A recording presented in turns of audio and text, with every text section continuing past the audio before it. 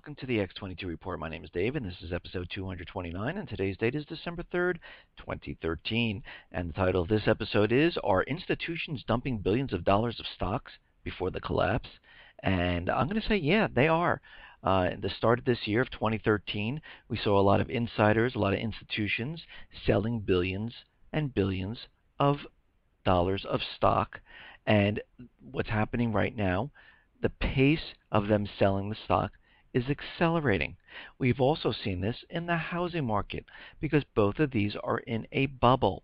Those who have purchased homes with cash are now trying to unload those homes to speculative buyers, to flippers, to first-time home buyers who believe that the real estate market is bouncing back because President Obama was out there during the summer saying that the market is back on track. And we are seeing the same thing in the stock market.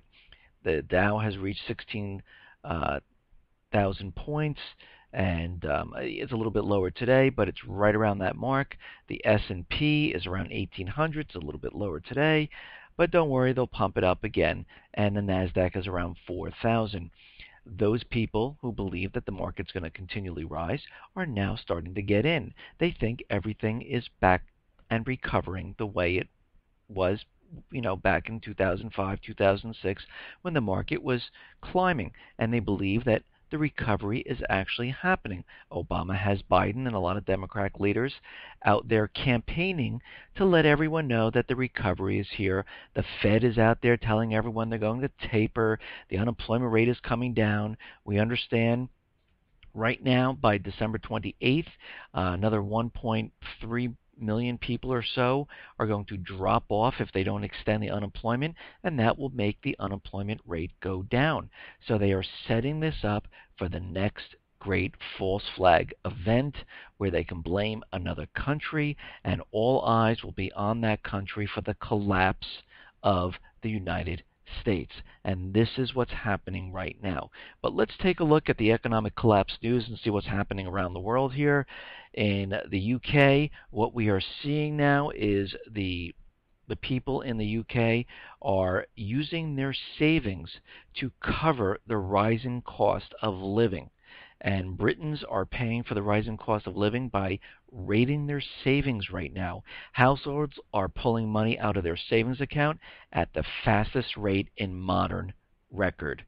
And again, they cannot make it. Wages are going down, prices are going up, and they just cannot make ends meet. And this is why this is happening. And it's happening all over. It's happening in other European countries. It's happening in the United States. And this is going to continually to happen because the debt in these countries are so high. Unemployment is reaching all-time new record highs. The youth unemployment is just skyrocketing. And all of this cannot be maintained. So you're going to see these things happen. Now, out in the UK, NatWest had a problem with their credit cards and debit cards. Everyone was getting a decline message when they were trying to purchase goods during the Cyber Monday. And the Royal Bank of Scotland group, which includes NatWest and Ulster Bank, said they were working on the technical problems, and they were having huge, major problems, and nobody could get their money. They couldn't even forget about getting their money. They couldn't even make a purchase, and that's how bad it was. And people were stuck there trying to figure out what they're going to do next because guess what? Nobody has cash on them to do anything. Everyone depends on the plastic card. And this brings us back to when the banks freeze your account and you can't get money. What do you do? Okay, now we all know that China is making a run to be the next reserve currency. They already sent, warning shots up saying that they don't see the benefit of using U.S. dollars or buying more treasury bonds. They're actually trying to unload all the U.S. dollars, and they're pouring trillions of dollars into Africa to build the infrastructure up there. They're also using it to purchase the oil from Iraq, and right now they're saying that they're going to be using the yuan now for all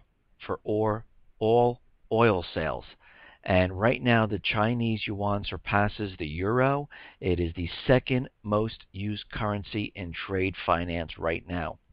And What this goes on to say is that slowly but surely the Chinese currency is catching up to the world's reserve, and just moments ago, today, it just surpassed the euro. And this is, again, another step towards challenging the U.S. dollar.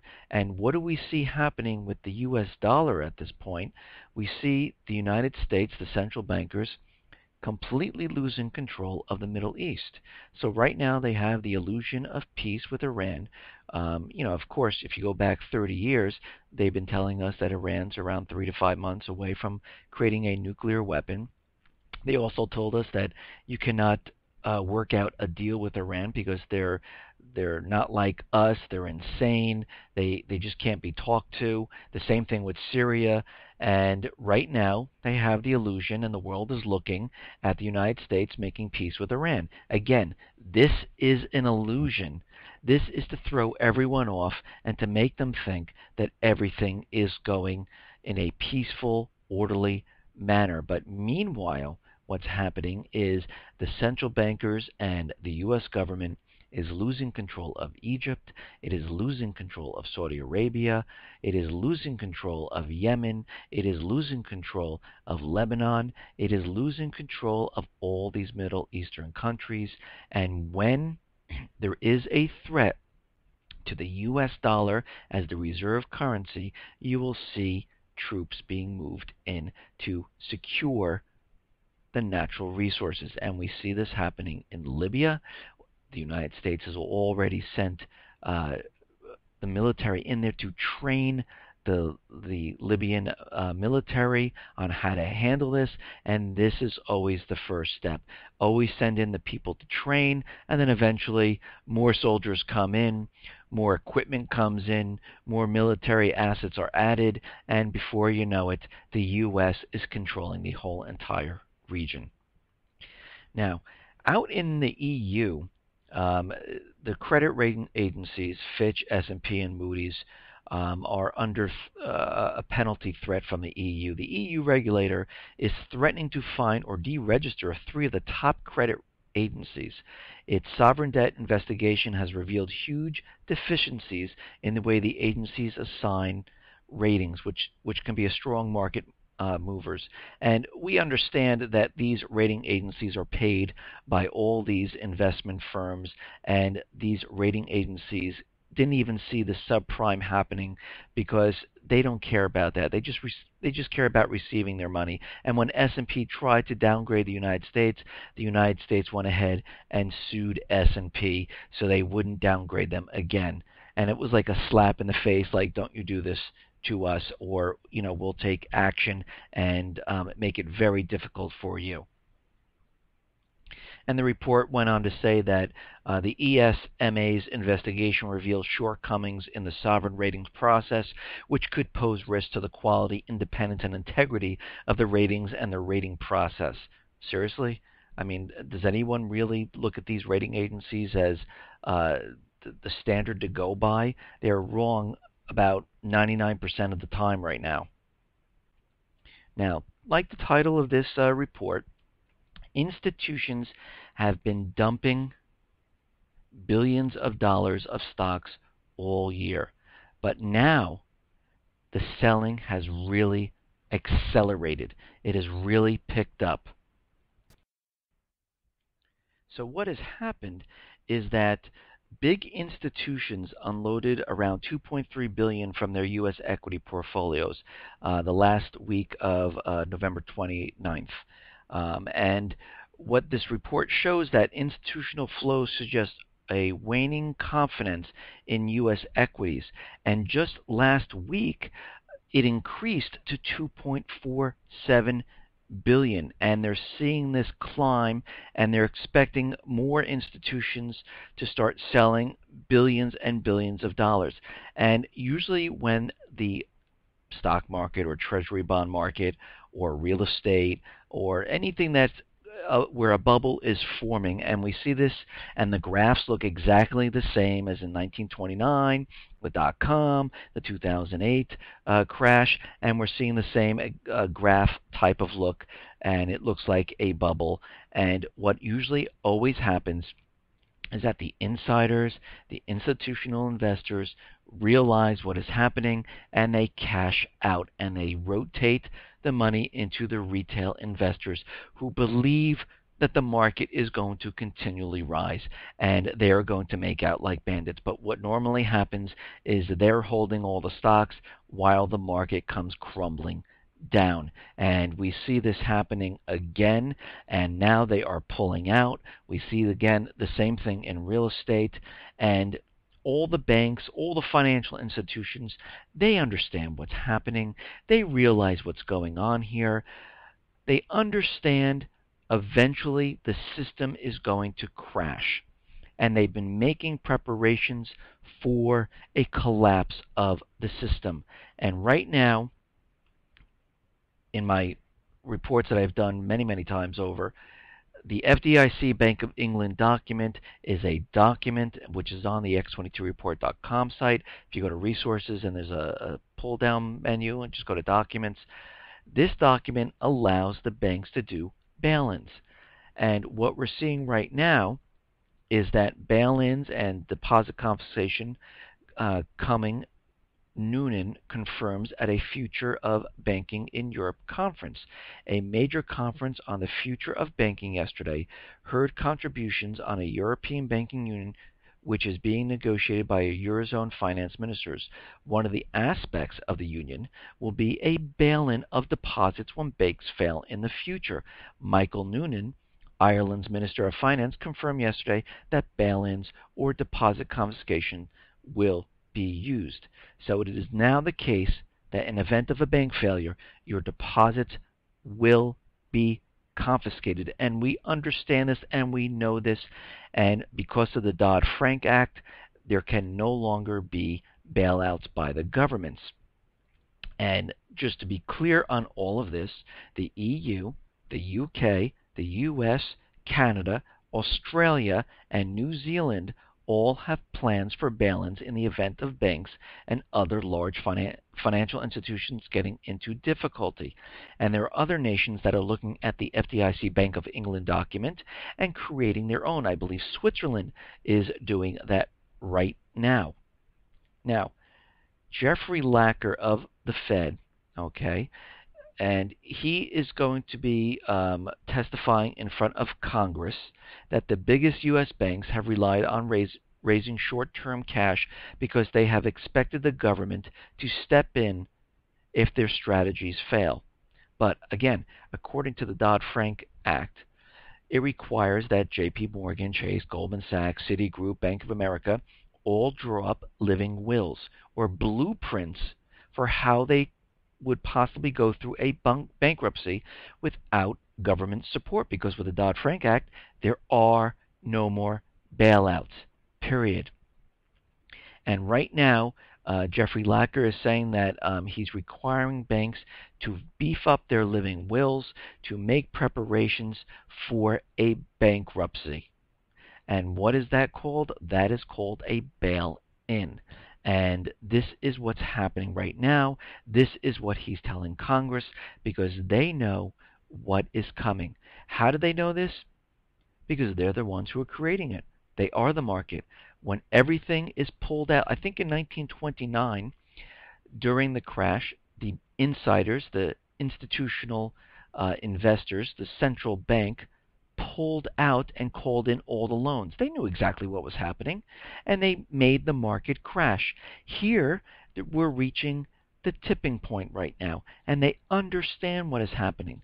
This December, there is a simulation on all the banks to simulate a collapse of the system and how the banks are going to handle this. Why do they continually have all these simulations if everything is fine, if we're recovering and everything's looking great? The unemployment is going down. The stocks are rising. Retail sales are amazing. Housing is booming. Why do you need all this? Because they know for a fact that this is coming to a complete screeching halt and everything is going to collapse. Just like they knew back in 2008 when Bernanke was out there saying in the year of 2008, we are not forecasting a recession at this time. And that was the year there was a recession. Oh, he also said we are not seeing real estate. We're not seeing real estate decline at this time, and the subprime is contained. And in the future, real estate growth will be a little bit slower. And what happened to real estate? It collapsed. What do you think is going to happen right now? In my other report, Janet Yellen was out there saying, "Don't worry, we will let you know when there is a bubble." Seriously? They're not going to let anyone know. It's just going to happen. It's going to happen with an event so they can blame it on someone else. Now, Iceland took a different approach to everything. Now, Iceland was collapsing. They were having a very difficult time. You don't hear about Iceland that much in the news. And I have the video on the x22report.com site on this report. So if you click on the title of this report, you can scroll down and see the video about Iceland. And what they did was they pretty much didn't listen to the central bankers. They put many of the bankers in jail. They paid off their debt that they had to pay off. They also decided to announce major mortgage write-down scheme to speed up the growth and to help the people. They also forgave a lot of the debt and a lot of the mortgages that the people owed. And they burned the bondholders instead of using taxpayer money. And what the IMF is very angry about is the IMF believes that it's austerity that will make the economy grow, just like in Greece, just like in Cyprus, just like in France, just like in Spain, just like in Portugal. They're all doing austerity. Here, Iceland didn't listen to them. They did actually the opposite. They threw them out, and they paid everything off, and they didn't listen to what they said, and Iceland is now recovering. The bankers are put on this planet to destroy countries, to take their natural resources, to enslave them in debt. This is why they're here. This is why they're here. This is what they do. They confiscate everyone's wealth, so it's all theirs, and they leave everyone else poor. And they want you to become even poorer. And this is completely what is happening around the world right now. And Iceland took a different approach, and this is why you do not hear anything about Iceland in the news. Okay, now Obamacare. And you've heard me talk about Obamacare many, many times, and it is not for the people, because any type of insurance, health insurance that was for the people and good for the people, you do not have to add a penalty. You do not have to add taxes to it. You do not have to have secret taxes hidden within the legislation. You do not need to do this. And right now, Democrats over the age of 55 were shocked to realize that they're going to pay 300 to 400% more insurance under Obamacare. The staffers that are getting bailed out by Obama, who couldn't make these huge payments, well, Democrats over 55 are seeing their premiums completely skyrocket, and they're shocked and appalled about this. Well, maybe they should have read what was coming, and maybe they should have made different decisions. And again, the right thing to do right now is to completely get rid of Obamacare. Now, we understand that DHS has been put into place to control the American people, to spy on the American people, and to round them up and get those people who are threats to the government. This is why they're here. They're looking for domestic terrorists, and this is why they've created these lists. And right now, the DHS says that you are a terrorist if you are taking pictures in the mall. And what they go on to say is discreet use of cameras or video recordings, sketchings, or note taking consistent with surveillance, you're considered a terrorist if you're in the mall doing this. Attention to or avoidance of surveillance cameras in the mall, you are a suspect. You are a terrorist. Garments not appropriate for weather or season, you are a terrorist. And you can see where this is going, and this is completely uh, looking for those Americans who pose a threat to scare people and have the Americans tell on each other if you see any one of these signs, because they're trying to get the American people used to telling on each other, to help them out, to point out those people who are threats, and this is why they are doing this. Now, I've talked about surveillance, the NSA, creating social profiles. Well, there's a new algorithm which will hunt you down in untagged photos. And let me just read this to you. A new algorithm designed at the University of Toronto has the power to profoundly change the way we find photos among the billions on social media sites such as Facebook and Flickr. Imagine you and your mother are pictured together building a sandcastle at the beach. You're both tagged in a photo quite close together. In the next photo, you and your father are eating a watermelon. You're both tagged. Because of your close tagging relationship with both with both your mother in the first picture and your father in the second, the algorithm can determine that a relationship exists between those two and quantify how strong it may be.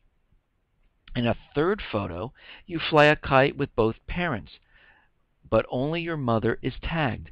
Given the strength of your tagging relationship with your parents, when you search for photos of your father, the algorithm can return the untagged photo because of the very high likelihood he's pictured. So this is trying to create these social profiles and put people together all by itself. And believe me, the NSA is already doing this. They are already capturing this. They are already creating those social profiles of everyone, understanding who you are friends with, who you talk to, who you're in pictures with, and if that person that you're associated with is a threat, you are a threat. And this is what they're going to use before, during, and after the collapse.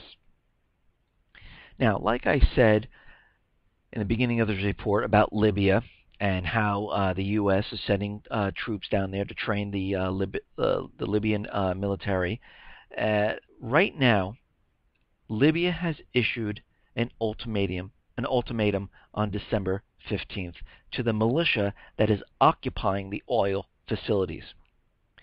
Because guess what?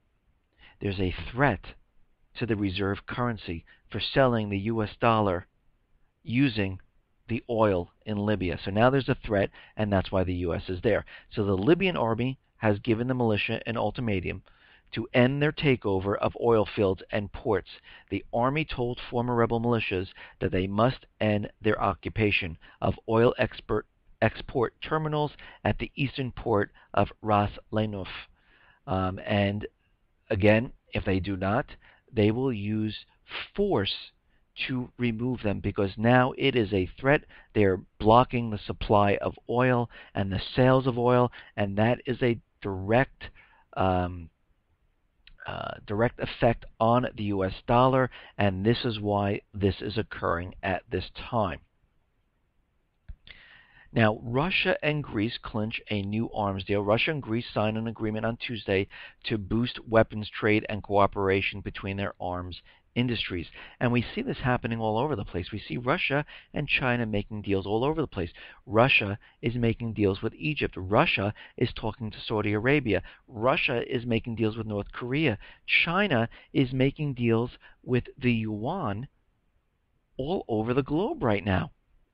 And they are setting everything up to become the leaders of the world. And this is what it is happening at this time. And the central bankers will not let this happen. They rather have World War III than lose the reserve currency status of the U.S. dollar. This is how desperate they will get. Now, we understand that China has set up the air defense zone, but the United States says they do not recognize it, and they're going to continually have military drills within the region. They are provoking. China is also provoking, and if this keeps up, this is not going to end well. And right now, it has been where is this from? StratRisks, saying that this whole air defense zone that they set up is not what everyone believes it is. And it has been pointed out that the real purpose of China's recent declaration of the Air Defense Identification Zone is the first island chain linking Okinawa, Taiwan, and South China Sea, which is highly important for Chinese marine strategy rather than the islands or oil fields in the East China Sea. So what they're trying to do is create a path where their naval ships can pass through safely. Because what are they doing? They are strategically getting ready for World War III. This is why this is happening at this time. And this goes on to say that China focused on the disputed island and the oil gas fields in the East China Sea. However, according to the magazine, it has shifted its focus to the Mayoco Strait and the first island chain by declaring the ADIZ.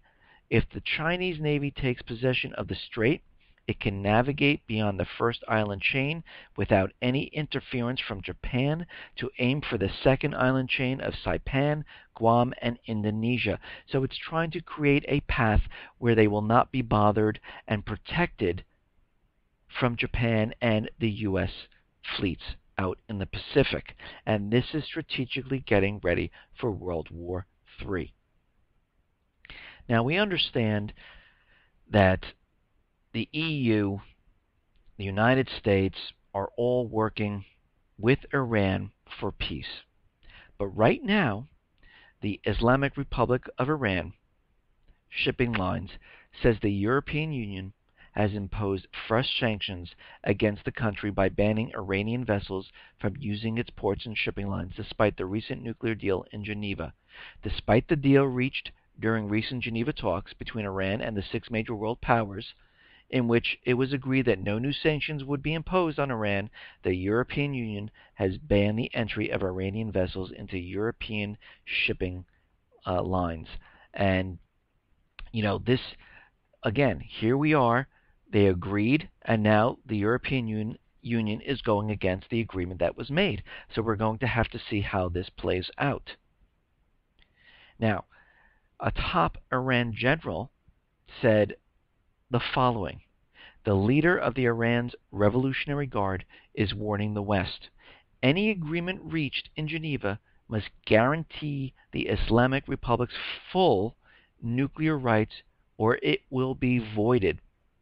So they're just letting the central bankers in the United States and the rest of the Western powers that this has to be done or this will be completely voided. And I believe the U.S. and the central bankers understand this, and this is really not their end goal. Their end goal is to have something happen like a false flag and to actually go in and strike Syria and Iran and move in there and replace the governments. And I think the goals are exactly the goals that they've been planning for many, many years, and they have not changed.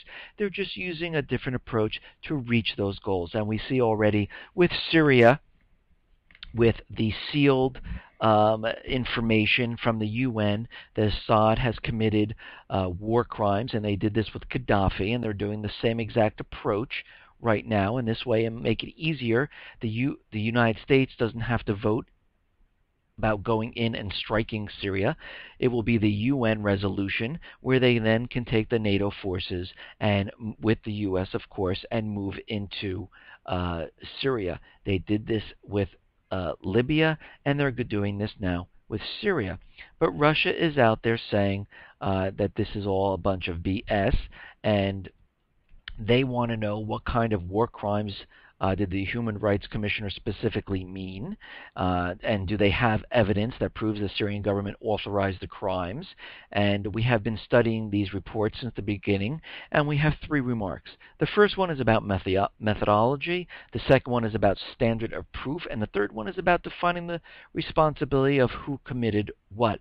And this reminds me of the chemical attack where the U.S., the U.K., the French, Israeli, Saudi Arabia, saying yes, it was Syria who did the chemical attack, and again, there was absolutely no proof whatsoever for that entire false flag, and that is why it completely fell apart, because no one wanted war, and they could not show any type of proof, and the UK voted down a strike. The US had no interest in going to war. I mean, the people of the US, the White House did. Congress was in a bind. They didn't know what to do, and this is why it didn't play out. And they're using the same type of tactic now because, again, the end goal is to remove Assad and to remove the government of Iran so they could put in the puppet government and extend the life of the US dollar a little bit longer. But again, there's always a problem here because Russia and China are backing Syria and Iran, and this is why the US had just didn't go in and strike these countries. Now, Venezuela had a second massive power outage, and it plunged most of the country into darkness. And this lasted for a couple of hours, and the president was saying that it was sabotage, but I think their infrastructure is a little delicate, and I think a lot of people use a lot more power than the infrastructure can manage. But just imagine, the country went into darkness. It is coming back up right now, and this could happen at any time. And they were saying the same thing in the United States. The infrastructure, if there is a attack, or when there is an attack, the infrastructure in the United States will not be able to handle the attack, and the infrastructure, the power grid will go down. And this is why they're having this drill, and this is why they had the simulation, and the results were, no, we're in big trouble if something happens. And we know something's going to happen because they've been leading up to this for over 2 years. They've been laying and paving the road, letting everyone know, and we're coming to the end game right now, and we are seeing what is happening. And we understand that a false flag event is going to occur. There is no doubt about it. They need to get the war started. They understand it is getting very difficult to keep the lies going. Because you have to remember, in the beginning of the report I mentioned, a million or so people are going to fall off and not get extended unemployment unless they do something. Now, these people fall off. They're not counted in the employment because they're no longer looking for work. So think about what they're doing. They're lowering the unemployment, but these people are still out of work. And they're lowering the unemployment, making everyone believe that the recovery is here. We're in the 6% range, 6.7, 6.6. It makes no sense. It's manipulated. It's an illusion. And how do we know that something is definitely going to happen? Well, Boeing has just won a $76 million doomsday plane contract. Well, some people are going to be safe when these events occur, when the war gets started. These new planes are they're dubbed Night Watch by the military, and the unofficial name, of course, is the Doomsday Plane. The E-4B fleet consists of 4 modified Boeing 747 aircraft, which are designed to keep the U.S. President and the Secretary of Defense safe, airborne, and in control of the U.S. military forces in the event of a nuclear conflict or an EMP pulse, electromagnetic pulse, or a cyber attack, or any type of other type of catastrophic event. And these planes were fitted with heat shields. They're resistant to the radiation and thermal effects of atomic weapons, and they cannot be hit with a EMP. and the electronics are hardened within the planes, so they will be safe. And they are building these now, and they're supposedly going to be ready by 2015, and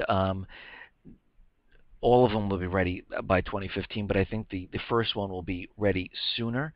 And we can see what is happening. Like I said, this collapse is not going to happen, boom, oh, we're in a collapse, we're in a war. It's going to play out over many years. We're going to see the first part of the collapse, we're going to see the false flag events, and eventually things will start to get out of hand. These planes will then be ready for them, and as we move into 2014, 2015, 2016, it will just continually get worse and worse and worse, just like we saw in World War II. Listen, everyone, thanks a lot for listening. Be well, be safe, and especially be prepared. Thanks a lot.